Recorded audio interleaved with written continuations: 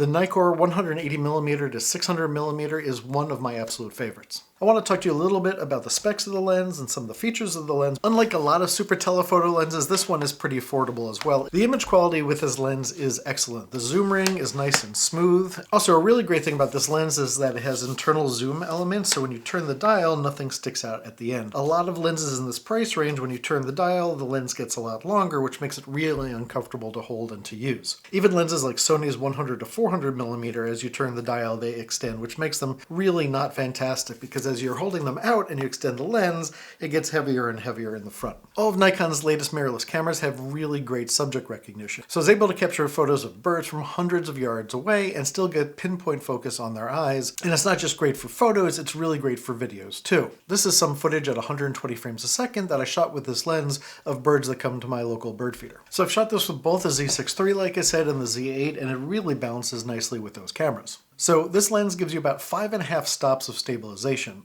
and it combines with the stabilization in the camera. This means that you can shoot handheld even in low light conditions and still get sharp, blur-free images. One of the great things is that this lens is surprisingly lightweight for its class. It weighs in about 4 pounds 5 ounces, which is almost 2,000 grams. That's without the tripod collar, but the collar only adds a couple of grams. Here's a lot of the questions that I've seen online in forums. Does it come with the lens hood? Yes, it comes with this incredibly large lens hood. So this lens hood is the Nikon HB109 lens hood, and it helps keep the lens from getting scratched and also keeps light out of the front element. Personally, I always leave the lens hood on my lens no matter what the weather conditions are. It could be totally dark out, I'm still going to keep this on because I'm really prone to turning quickly and hitting something with the lens, and I don't want to scratch the glass. Also, the lens hood makes a nice little hat if you're going to be in a cartoon. The next question I hear a lot is the lens compatible with teleconverters? Yes, absolutely. It's compatible with Nikon Z series teleconverters, specifically the TC1.4X and the TC2.0X. So that means with a 2x teleconverter, you can get the maximum focal length of up to 1200mm. Keep in mind that using teleconverters will reduce the maximum aperture. The next thing I hear is how durable is it? The lens has a really good metallic inside and really good weather sealing, so you can use it in like dust and moisture, and I've even shot it in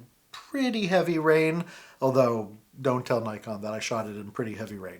Another question I hear a lot is this compatible with all of Nikon's Z cameras? Yes, it is. You can even use it with Nikon's APS-C cameras, or what they call the DX format, although you'll have an effective crop for that, which kind of makes it better for shooting wildlife. Keep in mind it's only Nikon's most recent cameras that have the fantastic subject recognition. So the Z6 III, the Z8, the Z9 will all use this lens at its maximum capabilities. So if you use it with older cameras, you're not going to gain anything from using the fast autofocus in this lens, but you're not going to lose anything either. For somebody who's getting started in wildlife or sports photography, or moving up because they enjoy it and they don't have a super telephoto lens, this is a great choice. If you happen to be lucky enough to shoot with a 400 or 600mm lens, this is a really nice compromise because it gives you a lot of versatility without that size, weight, and price.